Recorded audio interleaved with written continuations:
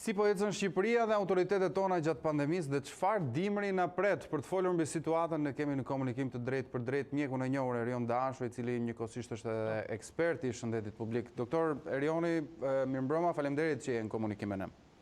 Mirëmbrëma dhe ju falenderoj për ftesë.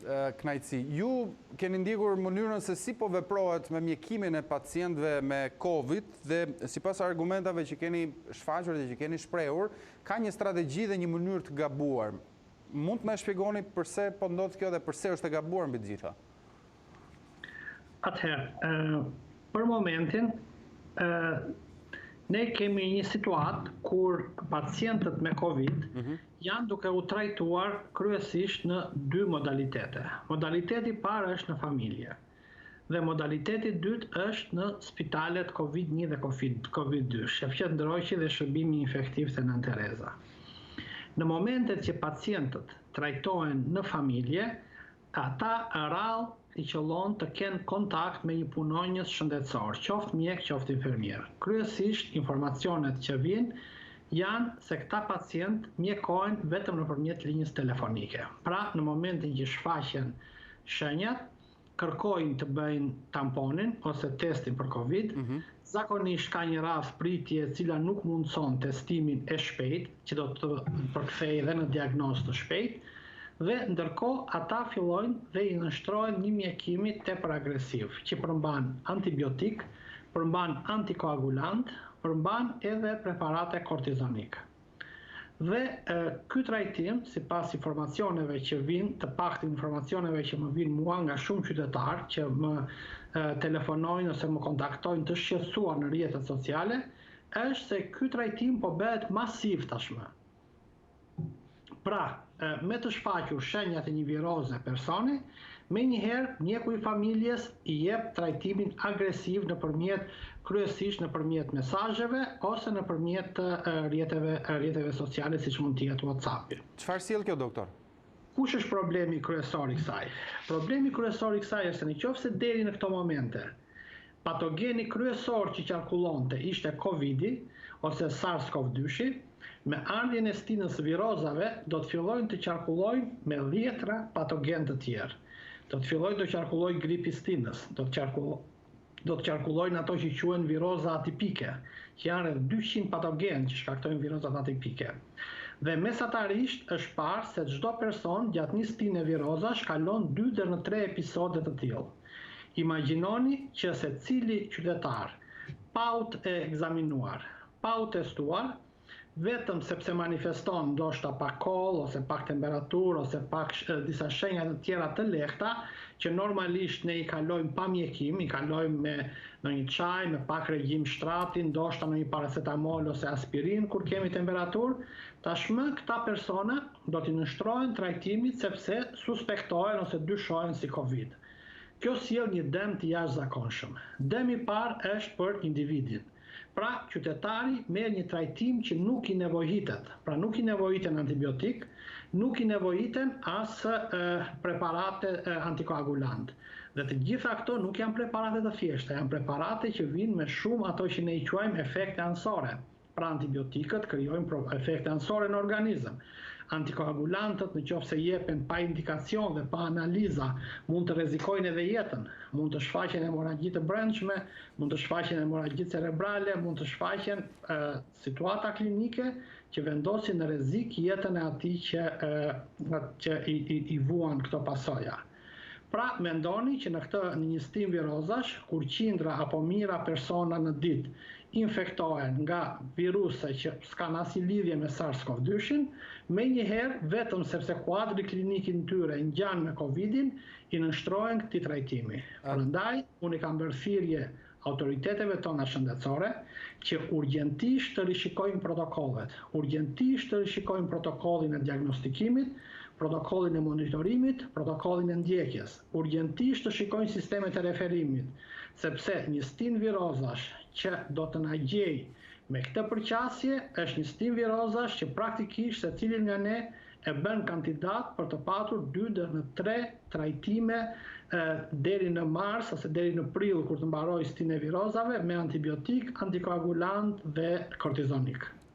Në pamje të parë, doktor, siç po e përshkruani ju atë se çfarë po ndodh, pra me dhënien e medikamenteve pa patur kontakt pacient dhe mjeku, pra ai që shërben në qendrën shëndetësore, minimumi është papërgjegjshmëri. Ka një arsye pse ndodh kjo, si mund ta shpjegojmë?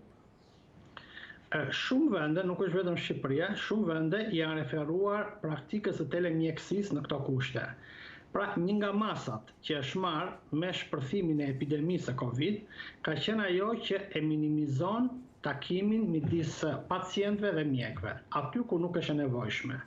Dhe për pjesën më të madhe të kontakteve që ndodhin në mjekësinë e familjes, nëse ti krijon një medium të përshtatshëm komunikimi, nëse ti krijon një platformë telemjekësie, mjeku i familjes mund të kujdeset fare mirë në distancë për pacientët. Unë kam miq të mi në Estoni, në Danimark, mjek familje, të cilët asnjëherë nuk i kanë vizituar ballë për ballë pacientët. Pra, praktika e telemjekësisë është një praktikë shumë e njohur, por ajo kërkon kushte të caktuara, kërkon platforma, kërkon dhe zgjidhje teknologjike, të cilat fatkeqësisht ne në Shqipëri nuk i kemi, ose edhe kur i kemi patur, sepse unë kam qenë drejtori i programit telemjekësisë për 5 vjet në Shqipëri, edhe kur i kemi patur, i kemi shkatëruar. Pra, ne jemi në një situatë që mjekun e kemi lënë me WhatsApp dhe me Messenger, që nuk janë platforma të cilat janë kompatibël me ofrimin e kujdesit shëndetësor, pra nuk janë platforma të afta që mund të përdoren për të dhënë ndihmë mjekësore, por nëse do të krijoheshin platforma të tilla, platforma që mund të jenë edhe të bazuar tek aplikacionet celular, por që të kenë të integruar videokonferencën, të kenë të integruar pajisjet mjekësore që pacienti mban në shtëpi, të kenë sigurinë e ruajtjes së të dhënave, sepse kjo është baza sot. Sot Europa prej 4 viteve ka një sistem jashtëzakonisht kompleks të ruajtjes së fshehtësisë informacionit mjekësor. Ne akoma dëgjojmë në media, dalin emra pacientësh, dalin emra personash që humbin jetën, që është e pafalshme. Nuk ndodh në asnjë vend të Evropës kjo gjë. Dhe kjo ndodh sepse pikërisht ne e lëm në dorë të amatorizmit përgjigjen, në dorë të WhatsAppit, në dorë të Messengerit, në dorë të mesazheve, dhe prandaj jemi në këtë situatë që flasim. Ju thatë dhe pak më herët që jemi dhe në stinën e virozave. Një qytetar, doktor, që është me gripin sezonal, si rrjedhoi shqetësohet dhe kalon në ankth për shkak se mendon që është infektuar me COVID-19. Ku bëhet dallimi? Ka një pikë ku ndahen të dyja, si mund t'i dallojmë? Atëherë, të gjithë e dimë se për Covidin ekziston testi tamponit. Pra, të gjitha vendet e përgjegjshme kanë krijuar një sistem testimi ku personi që dyshohet se mund të jetë i prekur nga Covid testohet menjëherë sapo shfaqet nevoja e testimit.